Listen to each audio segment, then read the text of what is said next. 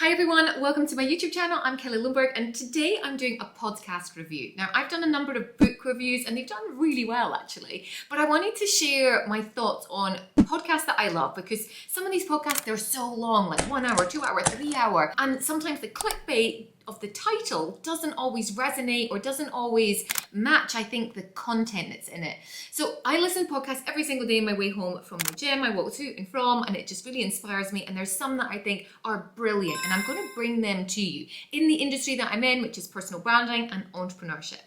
And in this episode, I wanted to give you the download on one episode in the Diary of a CEO that I loved, and that was Daniel Priestley's. Now, I've had Daniel Priestley on my podcast. If you haven't listened to that, there's a link below for that. It was an awesome episode, and I really got to know him so much more than just the podcast because we ended up going out to the desert with a number of other entrepreneurs.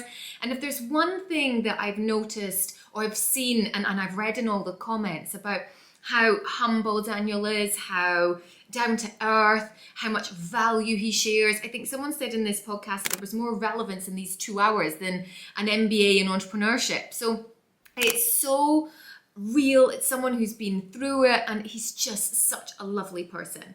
So Daniel's been in the personal branding space for, I think if I remember, since 2010, he released Key Person of Influence, and he's a master at simplifying strategies on entrepreneurship. And I have taken away 7 key points in this episode of the Diary CEO that I think my audience is going to love because I love them, and your vibe attracts your tribe. So first of all, passion meets purpose. So what do I mean by how was that a key moment for me? He really emphasized something in the beginning, that the things that we keep coming back to are the things that we're meant to be doing. And I think this connects really beautifully to personal branding in your origin story. Yes, passion is vital, but it must align with your why. And I think this kind of steps into the second point that was a takeaway for me, which was your school experience. It could be school, it could be life experience, but experiences from a long time ago. And Daniel actually shared his school experience, which got me thinking about my own school experience. And I excelled in one subject only. That was it. And that was business studies. Loved it. I loved the case studies of pretending to help entrepreneurs. And I remember doing a dissertation on the viability of a clothing line for, I think it was something like 14 to 16-year-olds, because in the 90s, there was nothing like that. Style's very different now, fashion's very different now, but there was nothing really that was out there for this sort of teenage that weren't quite fitting into women's clothes and didn't want to wear women's clothes, but weren't children's clothes. It really resonated with me because I went into fashion and I helped stylists and I helped styling people and building brands now and helping people with their business. And over the past 20 years, it's been every aspect of those things that I've come back to. So I love that, and thinking maybe that can give you an aha moment into sort of your origin story, bringing it together, and how that can help you in your business and in your growth and what you want to do. The third one, I see this all the time, and I loved what he said. The value of a waiting list. And what I see all the time is the lack of people that do this. So I meet many entrepreneurs and they're launching products, launching services, or they've created a digital product and they're saying, Kelly, no one's buying it. And this is because you haven't tested the market. And he talks about testing the market and doing it quick and doing it cheaply. And a waiting list is a really good example of doing this. And he shares different companies that have done this and how well it actually works. I love this piece of advice, creating demand before your launch. The fourth piece of advice he shared was about mindset molds. And there was 2 mindsets that he shared. And I really resonated with it because I could actually think of people in both camps, including myself.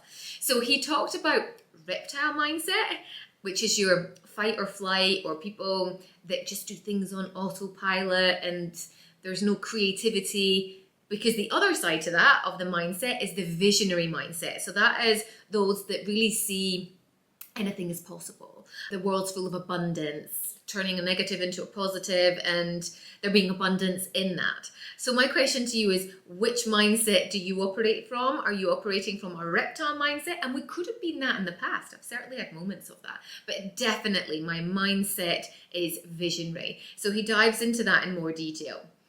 The bit that was probably the biggest aha moment for me, because it was just, so true, and we don't do it enough, myself included, is you're one conversation away from someone who has something that can help you move to the next level. And what do I mean by that, or what does he mean by that in the episode, or how I translated that, I should say, is that it's about someone woke up this morning with a product or service or something that can help you move to the next level in business, maybe get your product or service out there, help you with a connection, open a door for you. All you have to do is ask. And so many people don't. And I think that then led into a really nice, again, sort of still personal brand, how you present yourself is pitching with confidence. Because your personal brand is pitching with confidence. But he talks about this energy, which is called with or without you energy. And how in business, when you're pitching, because he was talking to Stephen, and of course, Stephen sees loads of these pitches in Dragon's Den, good and bad. You never want to come across as desperate. You want to come across, well, I'm going to do this with or without you. And again, it made me think of a moment back in 2009 when I was publishing my very first book, Success in the City. And I needed a sponsor. And I remember going to Lloyd's TSB Bank. I had recently won a business award with them. And I remember saying to them, I'm doing this. I didn't even know at the time, but I'm doing this without you. I'm publishing this book, but would you like to be part of it? I need a sponsor. You can have your name on the front cover, on the spine. You can have your write a forward. You're promoting other entrepreneurs. You can gift it to all your business banking customers. And they really liked the idea and they paid for the sponsorship. It was brilliant.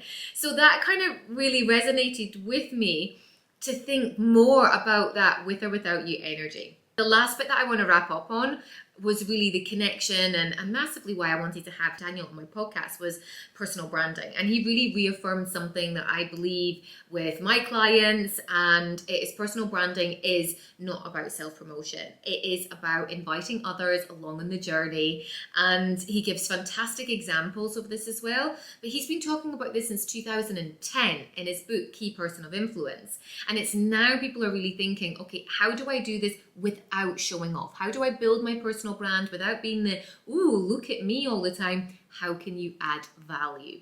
There was so much more. He talked about investing, team growth, deal structures, but I'll wrap up with saying that if you haven't listened to it yet, then tune in to my podcast where I had him on, the Kelly Lundberg podcast, and also listen to him on the Diary of the CEO. And if you like this review, then give it a thumbs up. I'm thinking I'm going to do more of these. Love your feedback. If you have seen a podcast that you'd love for me to do a review on, then let me know in the comments.